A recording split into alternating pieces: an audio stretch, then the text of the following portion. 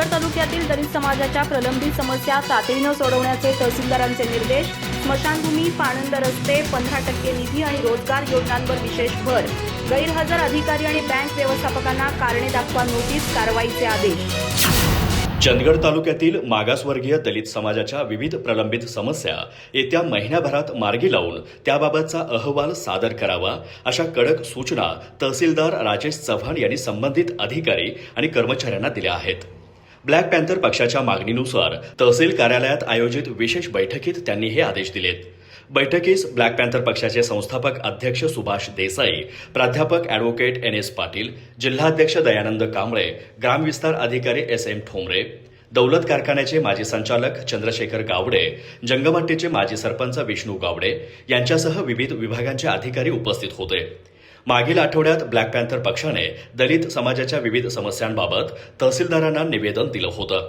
त्याची दखल घेत गट विकास अधिकारी, ग्रामसेवक, मंडल अधिकारी, तलाठी आणि राष्ट्रीयकृत बँकांच्या व्यवस्थापकांच्या उपस्थितीत ही विशेष बैठक घेण्यात आली।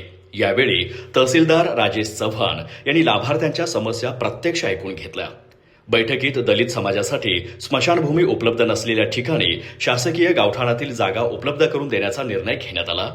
यासाठी संबंधित ग्रामपंचायतींनी आवश्यक ठराव करून प्रस्ताव सादर करण्याच्या सूचना देण्यात आल्या। तसेच दलित समाजाच्या विकासासाठी राखीव असलेल्या 15% निधीचा योग्य आणि पारदर्शक वापर करण्याचे निर्देश ग्रामसेवकांना देण्यात आले।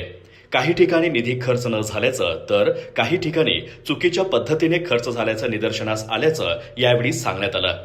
तालुक्यातील अनेक गावांमध्ये पाणंद रस्त्यांच्या समस्येमुळे नागरिकांना त्रास होत असल्याचं संबंधित मंडल अधिकारी आणि तलाठी यांनी प्रत्यक्ष पाहणी करून नवीन परिपत्रकानुसार तातडीने पाणंद रस्ते खुले करण्याचे आदेश तहसीलदारांनी दिले। सुशिक्षित बेरोजगार दलित युवकांना रोजगाराच्या संधी उपलब्ध करून देण्यासाठी PMEGP, CMEGP आणि महात्मा फुले विकास महामंडळामार्फत मंजूर झालेल्या प्रकरणांचा तातडीने निपटारा करण्याच्या सूचना राष्ट्रीयकृत बँकांच्या व्यवस्थापकांना देण्यात आल्या।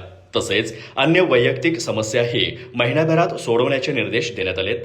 यावेळी ब्लॅक पॅन्थर पक्षाचे संस्थापक अध्यक्ष सुभाष देसाई यांनी ग्रामीण विकासात ग्रामसेवक आणि तलाठी यांची भूमिका महत्वाची असल्याचं सांगत शासनाच्या नियमांनुसार आणि कोणत्याही दबावाशिवाय काम करण्याचं आवाहन केलं। शासनाच्या विविध योजनांची माहिती गाव पातळीपर्यंत पोहोचवून जनजागृती वाढवण्याची गरजही त्यांनी व्यक्त केली। बैठकीत चांगले काम करणाऱ्या अधिकाऱ्यांचे कौतुक करण्यात आलं। तसेच बैठकीस गैरहजर राहिलेल्या ग्रामसेवक, तलाठी आणि बँक व्यवस्थापकांना कारणे दाखवा नोटीस बजावून कामचुकार अधिकाऱ्यांवर कारवाई करण्याचे आदेश तहसीलदार राजेश चव्हाण यांनी दिलेत। बैठकीस ब्लॅक पॅन्थर पक्षाचे तालुका अध्यक्ष प्राध्यापक दीपक कांबळे, उपाध्यक्ष पंडित कांबळे, तालुका निरीक्षक विष्णू कांबळे, तालुका सचिव सुधाकर कांबळे, युवा अध्यक्ष मनोज कांबळे, युवा उपाध्यक्ष प्रकाश कांबळे, सामाजिक कार्यकर्ते, ग्रामसेवक, मंडल अधिकारी, तलाठी, बँक व्यवस्थापक तसेच तालुक्यातील शेकडो दलित बांधव मोठ्या संख्येने उपस्थित होते। अधिक माहिती आणि ताज्या घडामोडींसाठी आजच आमचे चॅनल सबस्क्राईब करा।